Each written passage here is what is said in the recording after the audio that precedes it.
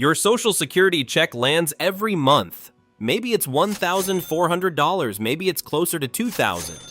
Either way, after rent, a utility bill, groceries, and a single medical copay, most of it is already gone. And you're supposed to run that same math for the next 20 or 25 years. The financial planning industry has a standard answer for this problem: cut spending, delay retirement, or downsize. What it rarely leads with is the more obvious answer. The problem isn't the income. The problem is where the income is being spent. There are 10 countries where a single retiree can live well. Real housing, real food, real access to healthcare for under $1,100 a month. And every country on this list has a population that speaks English, not airport kiosk English that breaks down the moment you step outside the hotel. Functional, institutional, daily life English, the kind that holds up at a pharmacy counter, in a doctor's intake form, and in a conversation with a landlord. Most people dismiss retiring abroad the second they think about language. That fear is legitimate. It also applies mostly to the wrong countries because English didn't spread through the world by accident. It spread through colonial governments, trade mandates, and institutional design. And the infrastructure those forces left behind is still running. In most of these 10 countries, the reason English works reliably isn't hospitality toward tourists. It's the way the school system was built, or the way the legal code was written, or the way global commerce demanded it. That distinction matters because it tells you the English won't disappear when tourism dips. This list counts down from number 10 to the single best overall package for American retirees. Each entry gets a real cost picture, an honest read on how English actually functions there, and a straight accounting of who the destination suits and who it probably doesn't. You'll see realistic monthly totals, actual housing costs, and the structural reason the English in each country is reliable rather than just present, because those two things are not the same when a medical appointment or a legal document is on the line. Here are the top 10 cheapest English-speaking countries perfect for retirement, US-friendly. Singapore. Singapore does not look like a budget retirement destination. The financial press ranks it alongside Zurich and Hong Kong. Real estate analysts cite it as one of the most expensive cities in Asia. A one-bedroom apartment in the urban core runs around $2,500 per month. And yet, move to the outskirts of the city-state, still fully inside Singapore, with the same transit system, the same hospitals, the same legal infrastructure, and that same apartment costs approximately $1,250. A 50% reduction for a different neighborhood in the same country. Monthly living expenses outside of housing run around $1,100 for a single person. The total monthly outlay for a retiree living outside the city center comes in around $2,350. It's the most expensive entry on this list. It's also, in return, the most built-out environment. English proficiency sits at roughly 90% of the population, and the reason for that number is institutional. Singapore's economy depends on trade with English-speaking banks, shipping companies, and multinational corporations. The school system front-loaded English acquisition before the workforce entered, not as a cultural preference, but as an economic survival strategy for a city-state with no natural resources. The result is a population where English functions fluently in every context a retiree would encounter. Medical appointments, lease agreements, legal questions, government services. There's no translation layer and no communication gap to navigate. Singapore suits a specific retiree profile. Someone who wants the order and safety of a modern city, doesn't need a garden or a wide outdoor footprint, and has a budget that can support a higher monthly cost. The city is highly organized in its physical and administrative functioning. Public transit runs to schedule, healthcare facilities are well-resourced, and the overall environment is one that retirees who have spent years managing urban unpredictability tend to find genuinely restful. For anyone who wants quiet, space, or a slower pace, the math stops making sense. For the urban retiree with particular standards, no other Southeast Asian destination competes on infrastructure per dollar spent. If Singapore sits at the premium end of this list, Ireland shows what a different kind of expensive actually looks like. Ireland. Ireland is cold. That is not a minor caveat buried at the bottom of the entry. It is the first and most structurally important fact about the country. The coasts are rocky. Mist and rain are not seasonal visitors, they are year-round conditions. This is the climate that the Vikings encountered when they showed up. Calibrate accordingly. For the retiree who doesn't need or want tropical heat, and who does want a genuine cultural identity in a country that feels immediately familiar, Ireland makes a case that's hard to describe briefly but immediately apparent in person. 99% of the population speaks English. Ireland has its own native language, Gaeilge, which appears in school curricula and on road signage throughout the country. Daily life for every Irish resident, however, operates entirely in English. There is no linguistic adjustment period, no dialect barrier significant enough to disrupt function. You land, you talk, people understand you, and you understand them in the unambiguous way that only happens when you genuinely share a first language. The economic floor of the country is more stable than its population size would suggest. Ireland's corporate tax rate of 12.5% drew major global technology companies.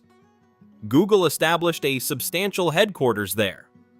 And the modern infrastructure that followed serves everyday residents, not just the companies that built it.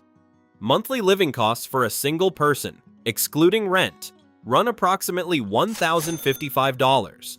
A one-bedroom outside city centers costs around $1,500 per month.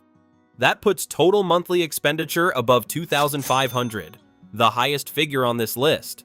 What that cost buys is a safe, welcoming, socially cohesive environment with a community culture that expatriates consistently rate highly, and an economic base stable enough to support reliable public services. Ireland is not a budget play, it's a quality of life play, at a price that still undercuts comparable English-speaking cities in Northern and Western Europe by a meaningful margin. And if the rain and the price point feel like too much, Portugal solves both problems at once. Portugal. Portugal gets compared to California frequently, and the comparison earns its keep. Warm climate, long Atlantic coastline, a food culture anchored in the ocean, a pace of life that is genuinely unhurried rather than performatively relaxed. Both places project the same ambient ease to visitors arriving from colder, more pressurized environments. The difference is what they charge for it. Monthly living costs for a single person in Portugal, excluding rent, run approximately $712. A one-bedroom apartment outside city centers adds around $772. Total monthly expenditure lands at roughly $1,484. More than $1,000 per month less than Ireland and a fraction of what coastal California costs. Salted cod, grilled sardines, and fresh shellfish are cultural staples, not menu upgrades. The food is good, it's tied to the land and sea, and it doesn't cost like it should. English proficiency sits at around 60%, the lowest figure among the European entries here. That number matters less in practice than it might suggest. Portugal's major coastal cities and retirement-adjacent towns have developed dense expat communities over the past 2 decades, and the services those communities use, clinics, real estate offices, legal firms, largely operate in English already. Outside those areas, the language gap is real. Retirees planning to settle in smaller inland towns will find basic Portuguese genuinely useful rather than optional. One thing Portugal doesn't get credit for often enough: it registers fewer visible signs of urban deterioration than comparable American coastal cities. That particular quality of life variable doesn't show up in cost of living rankings, but it shows up in daily experience in ways that matter to retirees arriving from U.S. metro areas. The combination, Mediterranean climate, accessible Atlantic coastline, and a monthly total that clears comfortably on a modest Social Security income, makes Portugal the strongest European argument for retirees who prioritize affordability over proximity to home. And if even a mild European winter sounds unappealing, the next entry trades cold coastlines for the Caribbean and adds a tax structure that deserves serious attention. St. Lucia. St. Lucia sits in the Eastern Caribbean, surrounded by the kind of scenery that represents the entire region in international advertising. Rainforest, volcanic peaks, beaches, warm water, year-round tropical weather. None of that is the surprising part. The surprising part is the financial structure underneath it. The country charges no capital gains tax, no inheritance tax, no wealth tax, and no tax on worldwide income or assets. That combination is not a tourism incentive. It is a comprehensive policy framework designed to attract foreign retirees who hold savings, investment income, or accumulated assets. Yahoo Finance placed St. Lucia 9th among the 20 cheapest English-speaking countries for retirement in their 2023 to 2024 assessment, and the daily cost data supports that ranking. A full meal at a local restaurant runs around $5. Monthly living expenses excluding rent sit at approximately $812. Average rent comes in around $339 per month. 99% of the population speaks English. There is no communication adjustment period. Total monthly expenditure for a retiree in St. Lucia, rent included, lands around $1,150. That figure is worth pausing on. Under $1,200 per month in a tropical English-speaking environment with no tax burden on investment income. For a retiree currently paying more than that for a one-bedroom in a mid-tier American city, the arithmetic of staying put becomes harder to defend the longer it gets examined. And if island life sounds appealing, but you want something older, somewhere with centuries of history embedded in the stone, the next entry offers that at a similar price point. Cyprus. Cyprus sits in the Eastern Mediterranean and is almost entirely absent from American retirement conversations. That absence is a direct financial advantage for the retirees who notice the gap before everyone else does. The island was under British administration from 1878 to 1960, 82 years during which British institutional systems ran the courts, the schools, and the government. When independence came, English didn't leave with the administrators. Today, approximately 76% of the population speaks English. In a country with Eastern Mediterranean geography, warm climate, long coastlines, ruins of civilization stretching back thousands of years, that proficiency rate is a significant differentiator from its neighbors. Monthly living costs for a single person, excluding rent, run around $1,000. A one-bedroom inside the city center costs approximately $550 per month. Outside the city center, that drops to around $440. The gap between those two numbers, $110, is one of the smallest urban to peripheral pricing splits on this entire list. Most countries in this countdown force a meaningful trade-off between affordability and location. Living cheaply usually means living far from the city, which means giving up access to urban services, healthcare infrastructure, and community density. Cyprus compresses that trade-off substantially. A retiree can choose a city-adjacent neighborhood and still pay rates that, in Ireland or Singapore, would apply only to the outer edges. The physical environment adds something no cost of living index captures. The Eastern Mediterranean carries ancient history in its built landscape in a way that makes daily life in Cyprus distinctly different from most retirement destinations anywhere on this list. Okay, but here's what nobody mentions when Southeast Asia comes up in retirement conversations. One of the best structured government welcome programs for foreign retirees on the planet is sitting in Malaysia. Malaysia. Malaysia resists easy summary. It has dense modern cities with high-rise residential towers and international commercial infrastructure. It also has rainforest covering significant portions of the interior, coastal towns that don't appear in most tourist publications, and a cultural mix that reflects its position as a historical crossroads of regional trade. Choosing a version of Malaysia to retire in is a genuine decision, not just an administrative step before arrival. The government addressed the residency piece directly. The Malaysia My Second Home program, MM2H, is a structured retirement visa that provides a formal legal pathway for foreign retirees. Residency uncertainty derails a large percentage of international retirement plans before they get started. MM2H removes that obstacle through an official, government-administered framework. English is spoken by approximately 60% of the population, a legacy of British colonial history that embedded the language in institutional systems. It functions reliably in hospitals, banks, and property transactions. the specific contexts that matter most when a retiree needs something done. Daily life English coverage is sufficient in urban and suburban areas where most expat retirees settle. Monthly living costs outside of housing run approximately $1,000. A one-bedroom outside city centers costs around $600 per month. Move into a city center and that figure climbs to approximately $1,500.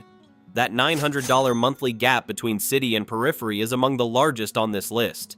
Location selection in Malaysia shapes the monthly budget as significantly as the country selection itself.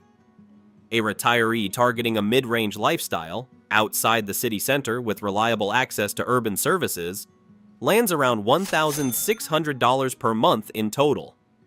For a retirement income that can support that figure, Malaysia delivers more variety of environment, more formal legal structure, and more government-designed support infrastructure than most countries on this countdown can claim at a comparable price.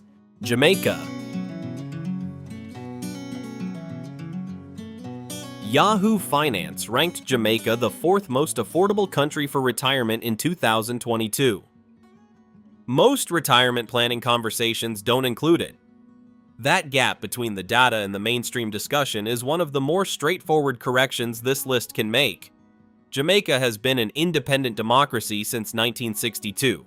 Its history runs deeper than the colonial period. The Taino people inhabited the island long before European arrival, and that layered heritage shapes a cultural identity that is distinctly Jamaican rather than a tourist-facing construct. The music, the food, the political tradition, the community life. These are expressions of a real and specific culture that has been building for centuries. 89% of the population speaks English. Monthly living costs, excluding rent, sit at approximately $862. A one-bedroom outside the city center runs around $318 per month. Inside the city, that figure starts around $700 and moves upward. A retiree living modestly outside an urban core can expect a monthly total around $1,180. That puts Jamaica in the same affordability tier as St. Lucia. The experience of living there is distinctly different. Jamaica has a dense living culture, one that predates the retirement destination category it now occupies. And retirees who want to be genuinely somewhere rather than merely reside somewhere pleasant tend to respond to that differently than they respond to a scenic backdrop. The practical caveat: safety varies by neighborhood within Jamaica, as it does in most Caribbean countries. Location selection matters and requires actual research before committing. Retirees who do that research and choose accordingly find one of the more culturally substantive options available at this price level. Belize. Here is a fact that reorders how most people think about Central America. Belize is the only country in the entire region where English is the official language. Guatemala, Honduras, Nicaragua, Costa Rica, El Salvador, every neighboring nation uses Spanish as its primary official language. Belize does not. That status is the direct product of British colonial administration, which built the territory's legal system, educational framework, and government offices in English. When you navigate a property transaction, a healthcare interaction, or a legal document in Belize, you're doing it in English because that's how the system was originally constructed. Not as a courtesy, not as a tourism accommodation, as the foundational institutional design. Belize has a total population of approximately 410,000 people. Low population combined with limited international awareness among retirees keeps demand and prices lower than comparable coastal markets. Monthly living expenses for a single person excluding rent run around $700. A one-bedroom outside city centers costs approximately $250 per month. A retiree operating on a modest fixed income can realistically stay below $1,000 per month in total expenditure. The land carries history that most Caribbean and Central American destinations don't. The ancient Mayan civilization built extensively across what is now Belize, the same civilization that extended into modern-day Mexico, Guatemala, and Honduras. That history is physically present in the landscape rather than preserved behind museum glass. Foreign real estate ownership is accessible for Americans, which makes property purchase, not just renting, a realistic and financially attainable option for retirees who want to own rather than rent indefinitely. And if Belize's frontier quality appeals but the budget numbers below are what you're really waiting for, the Philippines is about to make everything else on this list look expensive. The Philippines. The monthly numbers for the Philippines are worth stating plainly before anything else, because context will follow. Monthly living costs for a single person, excluding rent, run approximately $545. A one-bedroom apartment outside urban centers costs around $170 per month. Added together, a retiree can live in the Philippines, tropical climate, island geography, year-round warmth, for roughly $715 a month. That is lower than the monthly premium on many American health insurance plans. English is one of the two official languages of the Philippines. 82% of the population speaks it. The country's long historical relationship with the United States left an institutional footprint that remains clearly present. In the school system, in commerce, in government communication. The Philippine government actively recruits American retirees with particular outreach directed at veterans and military retirees who served in the Pacific region. Multiple surveys have placed the Philippines between the 4th and 7th best retirement destinations globally for English-speaking Americans. The geography is an archipelago of more than 7,000 islands, which means the available environments span a wider range than most countries on this list. Some retirees settle near cities with modern commercial infrastructure. Others find coastal towns where the already low monthly budget extends even further than the averages suggest. The consistent appearance of the Philippines at the top of retirement affordability rankings is not statistical noise. It reflects a cost structure and an English language institutional framework that exists simultaneously and reinforce each other. The honest friction point: distance from the United States is real, and the travel time for family visits runs long. For retirees whose primary concern is budget and climate, that trade-off works. For retirees whose families are the non-negotiable anchor of retirement life, it complicates the calculus considerably. Panama, at number 1, is geographically closer, and brings something the Philippines can't. Panama. The Panamanian government built its retirement programs with Americans, Canadians, and Australians specifically in mind. Not as a vague policy gesture, as formal incentive frameworks designed to attract foreign retirement income as a deliberate economic strategy. That intent is reflected in how the programs actually function: structured, accessible to foreign nationals, and oriented toward making the residency and financial logistics of retiring there manageable rather than bureaucratic. Panama City is a modern urban environment. High-rise residential buildings, international grocery infrastructure, healthcare facilities that serve a substantial expatriate population. Beyond the city, the country includes a second major commercial hub in Colon, rainforest in the interior, and coastlines on both the Pacific and Caribbean sides. The geographic range available within a single country is wider than most entries on this list can claim. Monthly living costs, excluding rent, run approximately $780. A one-bedroom outside city centers comes in around $540 per month. A retiree targeting a comfortable monthly life, not austere, not extravagant, can realistically land under $1,350 per month in total. Spanish is the primary language. Approximately 65% of the population speaks English, which is the lowest proficiency rate on this list. That number deserves an honest read. Basic Spanish will meaningfully improve daily life in Panama, and long-term residents consistently recommend it. The practical counterweight. Most of the services that expat retirees actually use, medical clinics, real estate agencies, legal offices, financial services, operate in English in the neighborhoods and cities where most expats settle. Daily functional English access is higher than the population-wide proficiency figure suggests. No other country on this countdown combines a modern urban option, formally structured retirement programs, geographic diversity across coast and interior, and a total monthly cost comfortably under $1,500. That combination, not any single feature of it, is why Panama leads serious retirement relocation discussions rather than just aspirational ones. 10 countries. Monthly costs ranging from under $800 in the Philippines to above $2,500 in Ireland. English spoken by anywhere from 60 to 99% of the population. Most of that English a product of colonial administration, US military history, or global trade requirements. None of it designed with American retirees in mind, all of it functional for them in ways that are now documented and measurable. The Social Security income that gets absorbed by domestic rent in a mid-tier American city is a complete, comfortable monthly income in at least 6 of these countries. That's not a loophole. It's a direct consequence of where prices settled relative to where fixed incomes were calibrated, 2 variables that were never synchronized and whose gap has widened consistently over the past 2 decades. None of these places are frictionless. Some are hot in ways that take genuine physiological adjustment. Several have specific neighborhoods or areas where safety research is not optional. Some will reward at least functional second language acquisition for anyone planning to stay long-term. Visa requirements, healthcare access and quality, banking logistics, and the density of expat community all vary by country and by region within countries. And all of those variables affect daily life in ways that a monthly cost figure alone doesn't capture.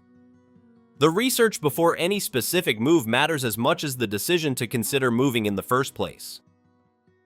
What does hold across all 10? The fundamental threshold that stops most American retirees from taking international retirement seriously is cleared. You can communicate. Your income is sufficient. The Social Security check or pension that feels inadequate against American rent and American healthcare costs resets entirely against a different cost baseline. Those 2 conditions, language access and budget adequacy, operating simultaneously, open a range of options that most people with fixed retirement incomes have never seriously modeled. Not because the options aren't real, but because no one put the numbers alongside the language data in a way that made the decision feel practical rather than abstract. The calculation is practical. The options are real. What happens next is a research project, not a fantasy.